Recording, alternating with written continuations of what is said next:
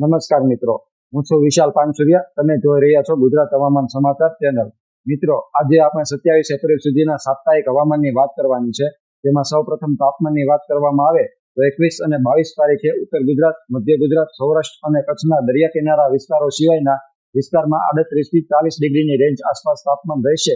જ્યારે અમુક સીમિત વિસ્તારમાં 41 ડિગ્રી જેટલું તાપમાન થઈ શકે. જ્યારે દક્ષિણ ગુજરાત અને સૌરાષ્ટ્રના દરિયાકાંઠાના વિસ્તારમાં 34 થી 38 ડિગ્રીની રેન્જમાં તાપમાન રહેશે. જ્યારે 23 થી 27 તારીખની વાત કરવામાં આવે તો બધા વિસ્તારમાં 2 ડિગ્રી જેટલો તાપમાનનો વધારો થઈ શકે.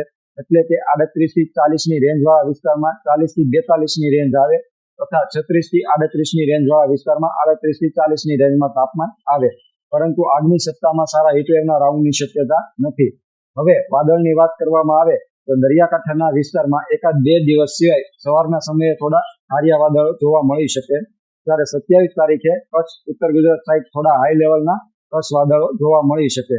પણ આગાહીના દિવસો દરમિયાન કંઈ ખાસ ગણી શકાય તેવા પ્રકારના વાદળો જોવા મળશે નહીં. એટલે કોઈ વિસ્તારમાં માવઠાની શક્યતાઓ પણ રહેલી નથી. હવે પવનની ગતિની વાત કરવામાં આવે તો શરૂઆતના દિવસોમાં રેગ્યુલર પવનની ગતિ 10 થી 20 કિમી રહે. જ્યારે ઝટકાના પવનો 35 કિમી સુધી ફૂંકાઈ શકે. જ્યારે આગાહીના પાછળના દિવસોમાં ઝટકાના પવનની ગતિમાં વધારો થઈ 45 કિમી સુધી પહોંચી શકે. આગોતરા એંધાણમાં જોવા જઈએ તો એપ્રિલ મહિનામાં હવે બાકી રહેતા દિવસોમાં પણ કોઈ ખાસ માવઠાની શક્યતા રહેલી નથી. મિત્રો, આવી જ રીતે હવામાનની રેગ્યુલર અપડેટ જોવા માટે ચેનલમાં નવા આવેલા મિત્રો નીચે સબસ્ક્રાઇબના બટન પર ક્લિક કરી બેલ આઇકોન દબાવી દેજો. આભાર.